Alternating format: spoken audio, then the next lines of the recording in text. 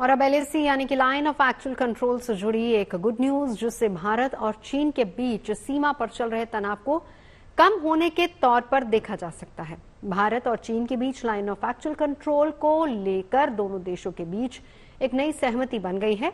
कूटनीतिक और सैन्य स्तर पर कई हफ्तों की बातचीत के बाद पूर्वी लद्दाख में देपसांग और डेमचोक जैसे संवेदनशील इलाकों में फिर से पेट्रोलिंग और डिसएंगेजमेंट यानी कि विवादित क्षेत्र से सैनिकों की वापसी पर सहमति बन गई है।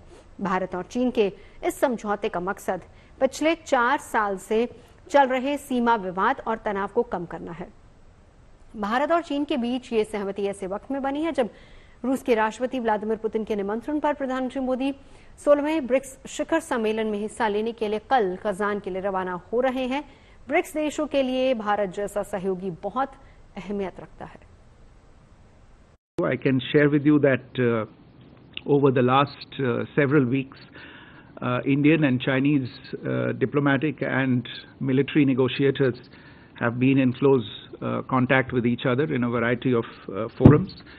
And as a result of these discussions, agreement has been arrived at on patrolling arrangements along the line of actual control in the India-China border areas, leading to disengagement and a resolution of the issues that had arisen in these areas in 2020. अब आपको ये भी बता देते कि ये विवाद क्या था और क्यों इस वजह से दोनों देशों में तल्खी आई थी। दरअसल ये वाकया साल 2020 का है।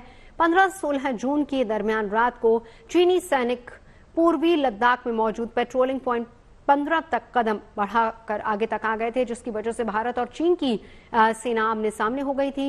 इस दौरान इंडियन आर्मी की 16 बिहार रेजिमेंट के जवानों ने चीनी सैनिकों को आईना दिखा दिया।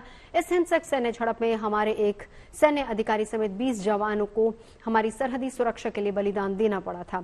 करीब दोगुनी संख्या में चीनी सैनिक भी मारे गए थे। हालांकि चीन की पीपल्स लिबरेशन आर्मी ने अपने सैनिकों के बारे में कभी भी आधिकारिक आंकड़े नहीं दिए हैं।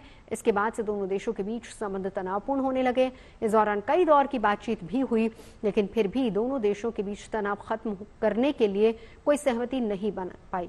हालांकि ब्रिक्स समिट से पहले दोनों देशों के बीच हुए इस समझौते से 4 साल पुराने तनाव को कम करने का मौका मिलेगा। इसके साथ ही देपसांग और डेमचोक जैसे संवेदनशील इलाकों में फिर से पेट्रोलिंग और डिसएंगेजमेंट की प्रक्रिया शुरू हो सकेगी।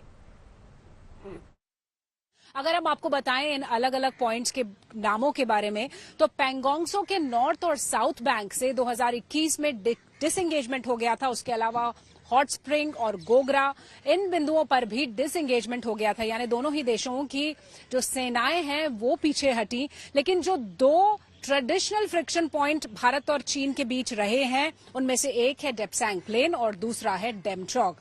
यहां पर तनाव बरकरार था और यहां पर पेट्रोलिंग भी नहीं हो पा रही थी। भारत और चीन अब कई दौर की बातचीत के बाद इस अग्रीमेंट पर पहुंच चुके हैं कि ये पेट्रोलिंग दोबारा शुरू की जा सकेगी और डिसएंगेजमेंट भी हो सकेगा।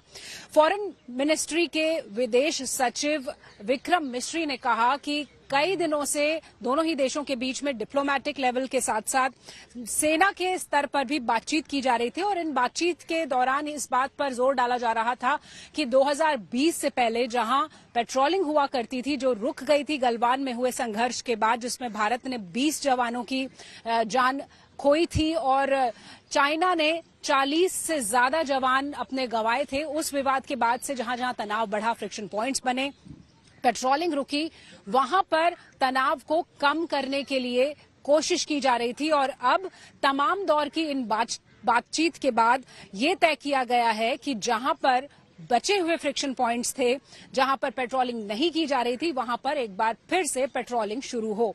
तो ये कंफर्मेशन विदेश सचिव की तरफ से आया है और उन्होंने ये भी कहा कि इस पेट्रोलिंग की शुरुआत के साथ ही डिसएंगेजमेंट की शुरुआत होगी, यानी कि दोनों देशों की सेनाएं इन फ्रिक्शन पॉइंट से पीछे हट सकेंगी। तो माना यह जा रहा है कि डेमचोक और डेपसांग प्लेन का इलाका, जहां पर ये फ्रिक्शन पॉइंट्स तमाम सालों से बने हुए हैं, यहां पर भी डिसएंगेजमेंट शुरू हो सकेगा और दोनों देशों के बीच में LAC पर तनाव कम होगा। कैमरा पर्सन संजीव कुमार के साथ Shivani Sharma, good news today के लिए दिल्ली से।